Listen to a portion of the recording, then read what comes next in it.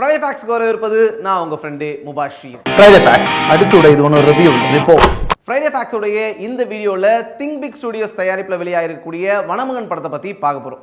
ஜெயம் ரவி, சைஷா உள்ளிட்டவருடைய நடிப்பில் ஏஎல் விஜய் இயக்கி தயாரிச்சிருக்கக்கூடிய இந்த படம் எந்த அளவுக்கு கலெக்ட் பண்ணியிருந்தது, இந்த படத்துடைய பிஸ்னஸ் எப்படி இருந்துச்சு, ரிவ்யூஸ் என்ன சொல்லியிருக்காங்க அப்படின்றதெல்லாம் பார்க்கறதுக்கு முன்னாடி சொல்லிடலாம். கடந்த வாரம் நம்ம மரகத நாணயம் திரைப்படத்துக்கு 6 கோடி ரூபாய் வரைக்கும் தயாரிப்பாளருக்கு கிடைக்கும் அப்படின்னு சொல்லியிருந்தோம். அதை பார்த்துட்டு நிறைய பேர் 6 கோடி ரூபாய் தமிழ்நாட்டிலேருந்து எப்படி கிடைக்கும் அப்படின்ற கேள்விகள்லாம் எழுப்பியிருந்தாங்க. அதுக்கான தெளிவான விளக்கத்தை நம்ம இங்கே பார்த்துடலாம். மரகத நாணயம் திரைப்படத்தை பொறுத்த வரைக்கும் தமிழ்நாட்டில் தியேட்டருடைய ப்ராஃபிட் ஷேரா 3 கோடி ரூபாய் வரைக்கும் கிடைக்கும் அப்படின்னு எதிர்பார்க்கப்படுது. இது மட்டும் இல்லாம இந்த திரைப்படத்துடைய எஃப்எம்எஸ் ரைட்ஸ் அப்படின்றது 20 லட்சம் ரூபாய்க்கு போயிருக்கு. படத்துடைய ஆடியோ ரைட்ஸை டிவோ மியூசிக் வாங்கியிருந்தாங்க. ப்ராஃபிட் ஷேர் அடிப்படையில் இதன் வழியா ஒரு 2.5 லட்சம் கிடைக்கும் அப்படின்னு எதிர்பார்க்கப்படுது. இது மட்டும் இல்லாம இந்த படத்துடைய கேரளா மற்றும் கர்நாடகா ரைட்ஸ் வழியா இந்த படத்துக்கு தலா 5 லட்சம் ரூபாய் கிடைக்கும் அப்படின்னு எதிர்பார்க்கப்படுது. இது மட்டும் இல்லாம இந்த படத்துடைய நார்த் இந்தியா ரைட்ஸ் அப்படின்றது 25 லட்சம் ரூபாய்க்கு போயிருக்கு. சேட்டலைட் ரைட்ஸ் அப்படின்றது 1.5 crores போயிருக்கு. இது மட்டும் இல்லாம தெலுங்குல இந்த திரைப்படம் 1.1 crores வரைக்கும் கலெக்ட் பண்ணியிருக்கு. இதை வச்சு பார்க்கும்போது மரகத நாணயம் திரைப்படத்தின் மூலமா ஒட்டுமொத்தமா தயாரிப்பாளருக்கு கிடைச்சிருக்கிறது 6,50,50,000 ரூபாய். நம்ம 6 கோடி ரூபாய் வரைக்கும் கிடைக்கும்னு சொல்லியிருந்தோம். கம்பேர் பண்ணி பார்க்கும்போது ஒரு 17,50,000 ரூபாய் தயாரிப்பாளருக்கு அதிகமாகவே கிடைக்குது. காடாய மச்சி அழைக்க பச்சி உடம்ப பிச்சி பொட்டுடுவம் பச்சி. மனமன் திரைப்படத்துக்கு ரிவ்யூஸ்ல என்ன சொல்லிருக்காங்க அப்படின்னா, முதல்ல நம்ம பிரசாந்தோடைய ரிவ்யூ பார்க்கறதுக்கு முன்னாடி பிரசாந்தோடைய ரிவ்யூ ஆரம்பிக்கும் போது காலேஜ் ஆடு வருது. கொஞ்சம் கொஞ்சமாக வளர்ந்து இன்னைக்கு பார்த்தீங்கன்னா காலேஜ் வரைக்கும் வந்துட்டார். முன்னாடி என்ன செக்கில் ஆட்டின என்ன சோறு ஹோட்டலு அப்படின்னு விளம்பரம் பண்ணிட்டு இருந்தார். இன்னைக்கு காலேஜ் ஆடு வரைக்கும் வளர்ந்துருக்காரு. அரையன் படத்தில் வரக்கூடிய ஜாவா சுந்தரேசன் மாதிரி மேலே மேலே வளர்ந்துட்டு இருக்கக்கூடிய பிரசாந்துக்கு முதல்ல வாழ்த்துக்கள் சொல்லிடுவோம். இன்னும் கொஞ்சம் நாளில் பிரசாந்த் 50 அப்படின்ற கோடை யூஸ் பண்ணீங்க அப்படின்னா இந்த காலேஜில் மெக்கானிக்கல் டிபார்ட்மெண்ட்டில் 50% ஆஃபர் கொடுப்பாங்க அப்படின்னு சொன்னாலும் ஆச்சரியப்படுறதுக்கு இல்லை. ஓகே, படத்தை பற்றி பிரசாந்த் என்ன சொல்கிறாருன்னா, ஆரம்பித்த உடனே ரொம்ப நல்ல நோக்கத்துக்காக எடுத்துருக்காங்க, குட் ஹார்ட்டடாக எடுத்துருக்காங்க அப்படின்றாங்க. அதுக்கெல்லாம் பாராட்டு தெரிவிச்சுட்டு அதுக்கப்புறம் வழக்கம் போல் உள்ள வந்து இதை பற்றி நான் என்ன கூறுகிறேன் என்றால் அப்படின்னு சொல்லிட்டு பிரசாந்த் அவருடைய ரிவ்யூவை ஆரம்பிக்கிறார். வழக்கமாக கேமரால தான் நம்ம பிரசாந்த் வந்து தப்பு கண்டுபிடிப்பார். இந்த கேமராவை ஏங்க இங்கே யூஸ் பண்ணீங்க அப்படின்னு கேள்வி கேட்கக்கூடிய பிரசாந்த் இந்த தடவை மேக்கப்பில் தப்பு கண்டுபிடிச்சிருக்காரு. என்னங்க சைஸா மேக்கப் கலையவே மாட்டேங்குது அப்படின்னு கோவப்படுறாரு.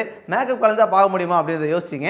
இருந்தாலும் இந்த தப்பு கொஞ்சம் ஓவர் தான். உங்களுடைய ஃபிலிம் இன்ஸ்டியூட் ரொம்ப ஸ்ட்ரிக்டாக இருக்குது பிரசாந்த். மேக்கப் டிபார்ட்மெண்ட் முடிச்சுட்டு பிரசாந்த் அப்படியே வர்றது சிஜி டிபார்ட்மெண்ட்டுக்கு. சிஜிக்கு ஒழுங்காக ஃபன் பண்ணலன்னு நினைக்கிறேன் அப்படின்னு ஒரு தப்பு கண்டுபிடிச்சிருக்காரு. இந்த சிஜியில் பெரிய குழப்பம் இருக்கு ரிவ்யூஸ் கிட்ட. பிரசாந்த் என்ன சொல்றாரு அப்படின்னா, சிஜி நல்லா இல்லை அப்படின்றாரு. அதே ப்ளூ சட்டை நல்லா இருக்குன்றாரு. இன்னொருத்தவர் நல்லா இல்லைன்றாரு, நல்லா இருக்குன்றாரு. எல்லாரும் சேர்ந்து ஒரு முடிவுக்கு வாங்க, சிஜி நல்லா இருக்கா நல்லா இல்லையா. கடைசியாக படத்துக்கு பிரசாந்த் என்ன சொல்லியிருக்காரு அப்படின்னா, செகண்ட் ஹாஃப் கொஞ்சம் பெருசாக இருந்துச்சு, அது மட்டும் கிறிஸ்பாக இருந்திருக்கலாம் அப்படின்னாரு. நானும் அதுதான் ஃபீல் பண்ணேன். கரெக்டாக சொல்லியிருக்காரு. அடுத்ததா ப்ளூ சட்டை மாற வர ஃபுல்லி ஃபிலிமி மாதிரி 2 நிமிஷம் தான் ரிவ்யூ பண்ணுறாரு. படத்தை பற்றி நல்லா பேசியிருக்காரு. படத்துடைய சிஜிலாம் நல்லா இருக்கு அப்படின்றாரு. படத்துடைய சிஜி பற்றி பேசின அவருடைய சிஜியை கோட்டை விட்டார். அவருடைய கிரீன் மேட்டில் பார்த்தீங்கன்னா பெருசாக ஓட்டை பப்பரப்பா அப்படின்னு பள்ளிச்சு bling bling bling bling bling bling கண்ணடிச்சிட்டு இருக்குது. அடுத்ததா செல்ஃபி கார்த்திக். நம்ம ஏற்கனவே ரிவ்யூவில் சொல்லியிருந்தோம், ஏதாவது ஒரு படம்னு வச்சுங்களேன், ஒரு 4-5 படத்து ரெஃபரன்ஸ் இங்கிலீஷ் படத்துலேருந்து எடுத்துகிட்டு போயிருது. இப்போ காடு அப்படின்னா காடு சார்ந்த திரைப்படங்களும் என்ன இருக்குது அப்படின்ற மாதிரி சர்ச் பண்ணி ஜார்தா த ஜங்கிள் புக்கு அப்படின்னு ஒரு 4 படத்தோட பேர் எடுத்துகிட்டு போயிட்டு அடிச்சு விட்டுட்டு இருக்காங்க. இதில் கார்த்தி ஒரு படி மேலே போயிட்டு ரெவனன்ட்ல வர சிங்கிள் ஷாட் மாதிரி இருக்கு அப்படின்றாரு. அட்ரா அட்ரா அட்ரா அட்ரா. அடுத்தான் நம்ம மொட்டை பாஸ்கி. அவர் வந்து படத்தில் சிலாகிச்சு பேசியிருக்க ஒரு விஷயம், ஹாரிஸ் ஜெயராஜ் என்ன மாதிரி மியூசிக் பண்ணியிருக்காரு தெரியுமா, 2வது வாட்டி நான் போய் படம் பார்க்குறேன்னா அது ஹாரிஸ் ஜெயராஜுக்காக தான் அப்படின்னு பேசியிருக்காரு. சத்திரியன் திரைப்படத்துடைய RR நல்லாவே இல்லை, கீபோர்டு போட்டு உடைகிறாரு யுவன் சங்கர் ராஜா அப்படின்னு சொல்லிட்டு இந்த படத்துடைய RR பற்றி இவர் இப்படி பேசும்போது உங்களுடைய இசைஞானம் என்ன அப்படின்றது எங்களுக்கு தெரியுது. நின்னு கோரி வர்ணம். மொத்தத்தில் பாஸ்கி என்ன சொல்லார் அப்படின்னா, வனமகன் படத்துடைய ஃபர்ஸ்ட் ஹாஃப் அப்படின்றது மிஷின் கன்னாகவும் அதுக்கப்புறம் வனமகன் ஆகி வாட்டர் கன் ஆயிடுச்சு அப்படின்றாரு. இது எனக்கு சிரிப்பே வரல. அடுத்ததான் ஃபுல்லி ஃபிலிமிலேருந்து கௌதம் அப்படின்ற ஒரு குழந்தைய ரிவ்யூ பண்ணுறதுக்காக கூட்டு வந்துருக்காரு. அந்த குழந்தை என்ன ஃபீல் பண்ணியிருக்கு அப்படின்னா, வழக்கமாக ஜெயம் ரவிக்கு அவருடைய படத்தில் அவரோட வாய்ஸ் தான் மைனஸ், இந்த படத்தில் அவர் பேசாதது ரொம்ப சந்தோஷம் அப்படின்றாரு. ஓகே, ஜெயம் ரவி வாய்ஸ் மைனஸ்னா தம்பி கொஞ்சம் பேசுங்களேன். தம்பி குரல் அப்படி வெண்கல குரலில் எஸ்பிபி பாலசுப்ரமணியம் மாதிரியா இருக்குது. இப்படிலாம் பேசக்கூடாது சரியா. எப்படி ரிவ்யூ பண்ணுறதுன்னு போய் கற்றுட்டு வாப்போ. போடா அண்ணனுக்கு டொருனா வாங்கிட்டு வாடா. பிகை நோட்ஸ்லேருந்து ஒரு புதுமுகத்தை இறங்கிறாரு. அவர் என்ன பண்ணுறாரு அப்படின்னா, எனக்கு காடு கிடைக்கல அதனால தான் இங்கே வந்து நிற்கிறேன் அப்படின்ட்டு காட்டுவாசிகளை பற்றி நமக்கு தெரிஞ்ச விஷயத்தை தாண்டி எதுவுமே சொல்ல அப்படின்றாரு. இது எப்படி இருக்குன்னா, உனக்கு அறிவு இருக்கா? சார் அறிவு தான் சார் கேட்குறேன். அறிவு இருக்குங்கிறத எந்த அறிவில் கண்டுபிடிக்கிறார்? காட்டுவாசிகளை பற்றி உனக்கு தெரிஞ்ச விஷயம் அப்படின்னு எந்த அறிவை வச்சு சொல்கிற? மணமகன் திரைப்படத்துக்கு பிகை நோட்ஸ், India Glitz, Times of India, Deccan கிரானிக்கல்னு எல்லாருமே 2லேருந்து 2.5 வரைக்கும் ஆவரேஜாக ரேட்டிங் கொடுத்துருக்காங்க. மணமகன் திரைப்படத்துடைய பட்ஜெட் அப்படின்றது படத்துடைய தயாரிப்பு செலவுக்காக 23 கோடி ரூபாய் செலவிடப்பட்டிருக்கு. படத்துடைய பிரிண்ட் அண்ட் பப்ளிசிட்டிக்காக 2 கோடியே 50 லட்சம் ரூபாய் வரைக்கும் செலவு பண்ணியிருக்காங்க. இதை வச்சு பார்க்கும்போது படத்துடைய ஒட்டுமொத்த தயாரிப்பு செலவு அப்படின்றது 25 கோடியே 50 லட்சமா இருக்கு. மணமகன் திரைப்படத்துடைய ஃப்ரைடே நெட் 1 கோடியே 78 லட்சத்தி 40,000 ரூபாய். சாட்டர்டே நெட்ஸ் 1 கோடியே 52 லட்சத்தி 50,000 ரூபாய். சண்டே நெட் அப்படின்றது 1 கோடியே 80 லட்சத்தி 50,000 ரூபாய். இந்த வாரம் மண்டேவும் லீவ் அப்படின்றதால இதுவும் வீக்கெண்டோட சேருது. மண்டே இந்த படத்துடைய நெட் அப்படின்றது 1 கோடியே 27 லட்சம் ரூபாய். ஒட்டுமொத்தமா 4 டேஸ் நெட் அப்படின்றது 6 கோடியே 38 லட்சத்தி 40,000 ரூபாய்.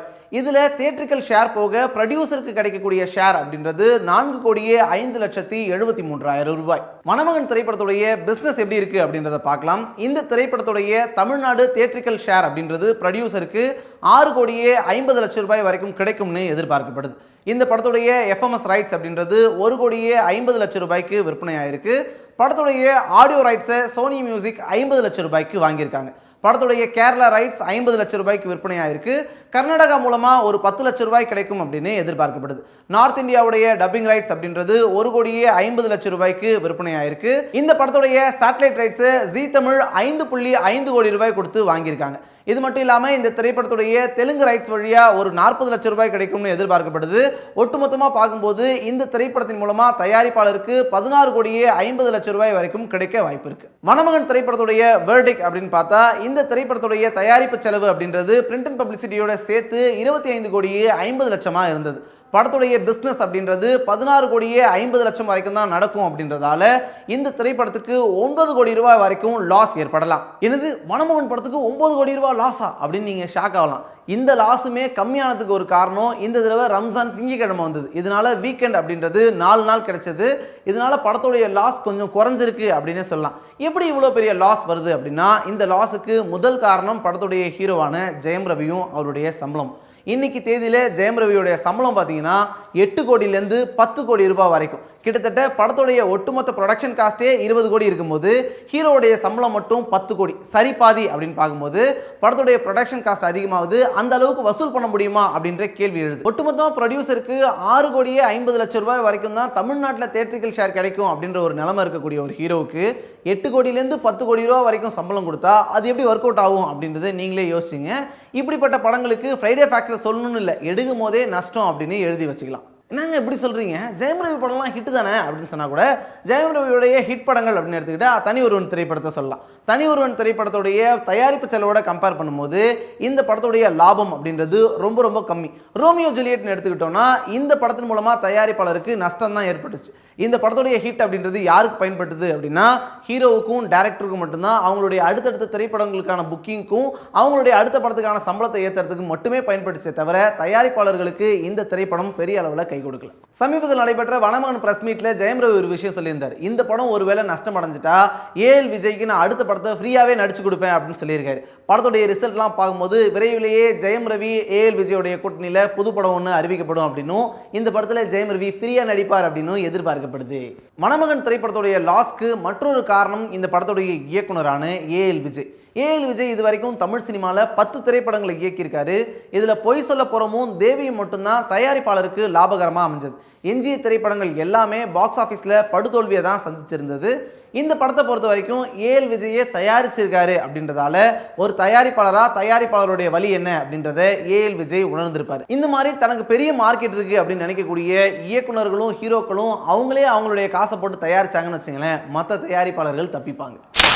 ஃப்ரைடே ஃபேக்ட் அடிச்சுடை இது ஒன்று ரிவ்யூ ரிப்போர்ட்.